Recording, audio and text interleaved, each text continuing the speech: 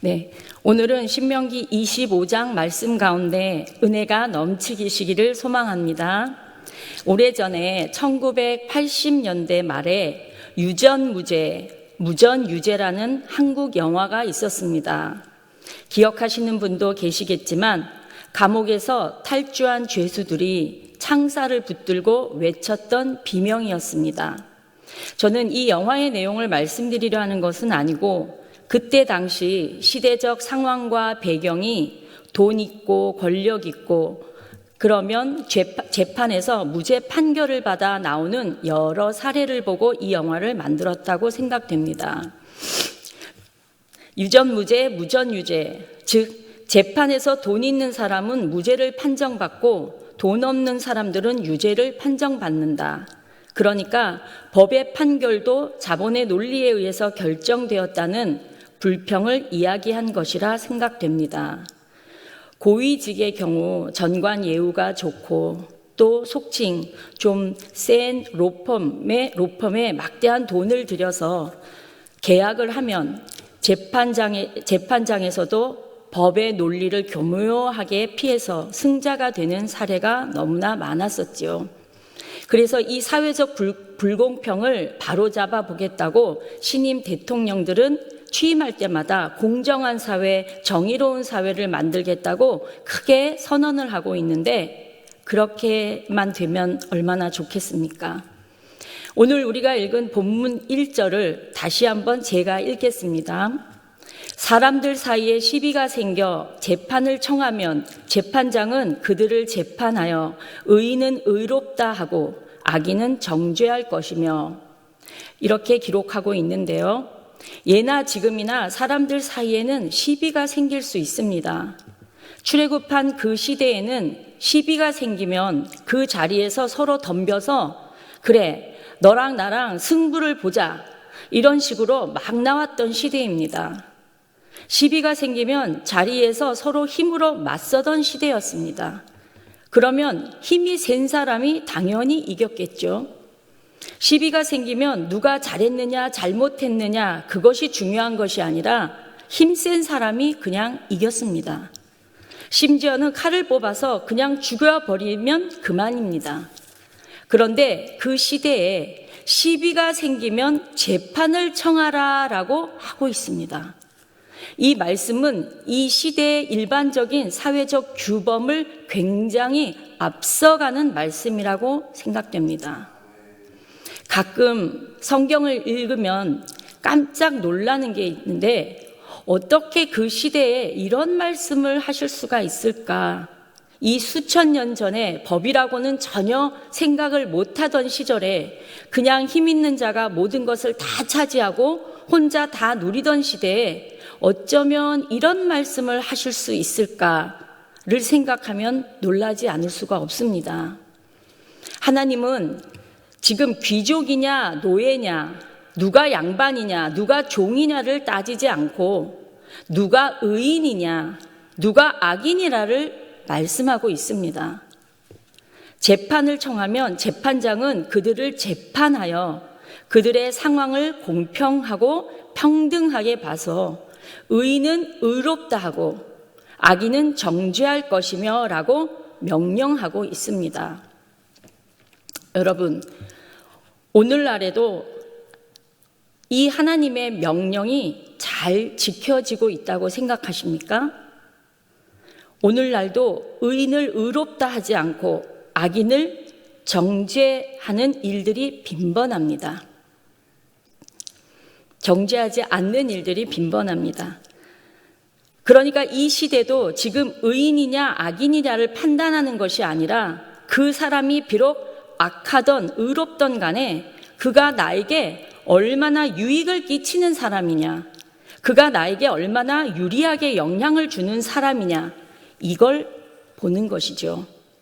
그래서 사회적으로 문제가 되는 수많은 비리가 터져도 관련된 악한 사람이 다 정죄받고 다 벌 받는 게 아니지 않습니까? 결국 그 중에 누가 벌을 받아요? 힘없고 연약한 사람이 받습니다. 이 사회에도 누가 힘이 있냐 힘이 없냐를 따지는 것이지 누가 죄를 지었느냐 죄를 짓지 않았냐에 관심을 갖는 시대가 아니라는 것을 우리가 알 수 있습니다.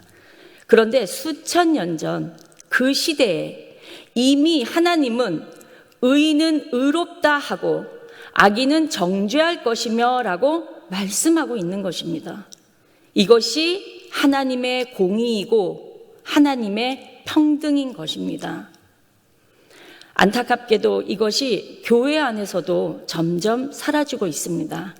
그래서 교회 안에서 누구든 다 덮고 대충 넘어가고 그냥 은혜롭게 넘어가는 것이 선한 것처럼 보이고 그것이 평등인 것처럼 공평인 것처럼 오해하는 시대가 되고 있어요.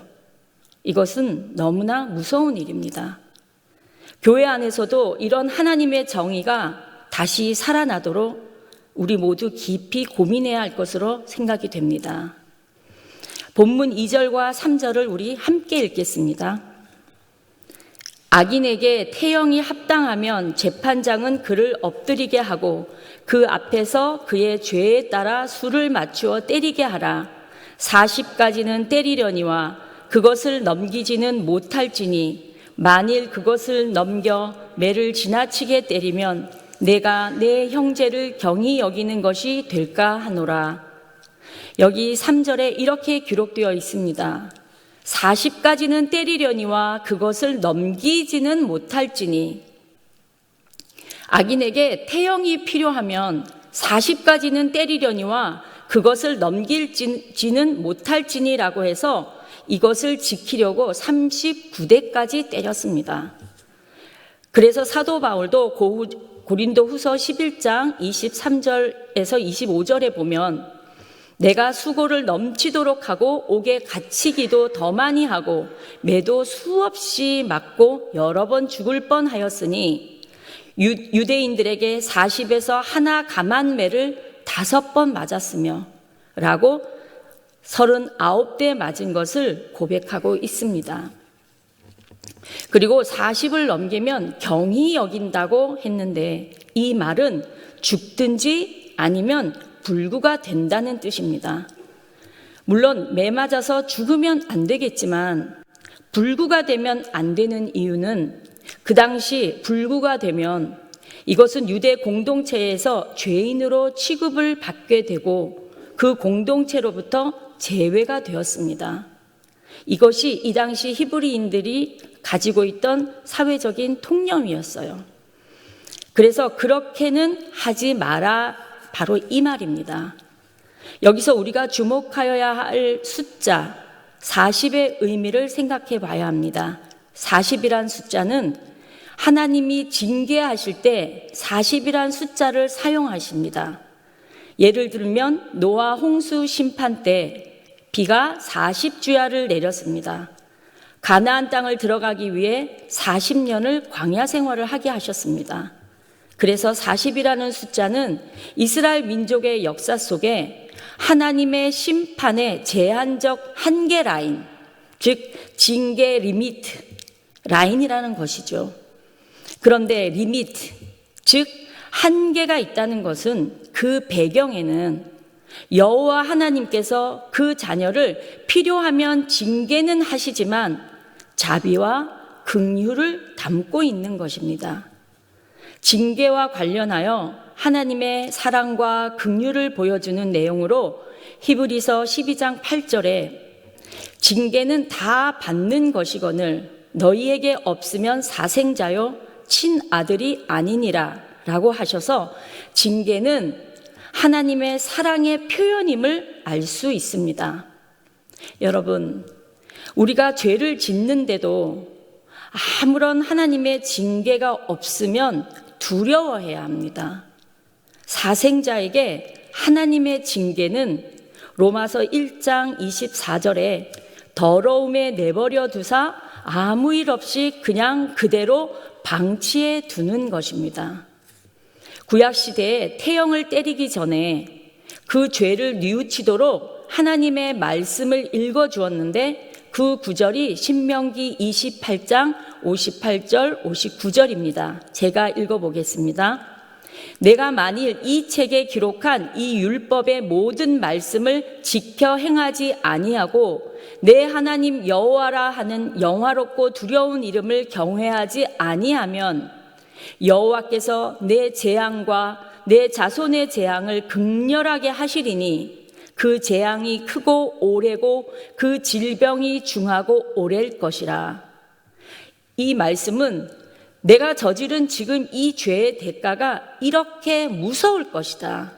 내가 얼마나 큰 잘못을 저질렀는지 아느냐 하며 죄에 대한 각인을 시키고 매를 때리는 것입니다.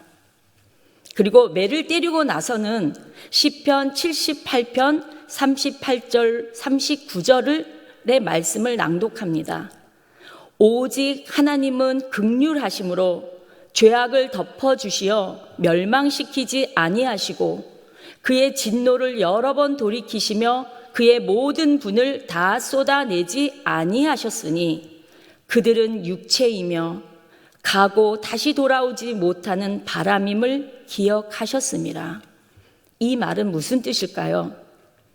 하나님의 진노와 분노대로 했다면 넌 벌써 몇 번은 죽었을 것이다. 그런데 다시 한번 기회를 주겠으니 다시는 죄 짓지 말라라는 뜻입니다. 자, 우리가 성경에서 징계라는 개념은 굉장히 중요합니다. 히브리서에 보면 징계가 없으면 사생자요 친아들이 아니니라. 여기서 징계가 무슨 말로 되어 있냐면 파이데니아라는 말로 되어 있는데요.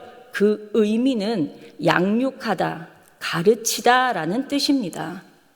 이걸 영어로 다시 번역을 해본다면 son making, 즉 자녀를 만들어 간다라는 뜻입니다. 자녀를 만들어 간다. 자녀를 만들어서 키워가려면 징계가 있을 수밖에 없습니다.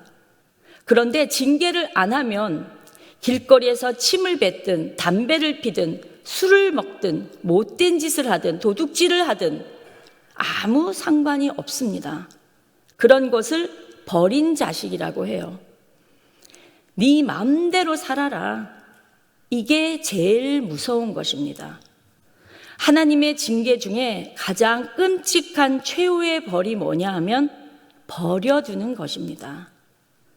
내가 하나님을 떠나서 마음대로 방자히 사는데도 하나님이 손을 안 대시고 아무 징계가 없어요.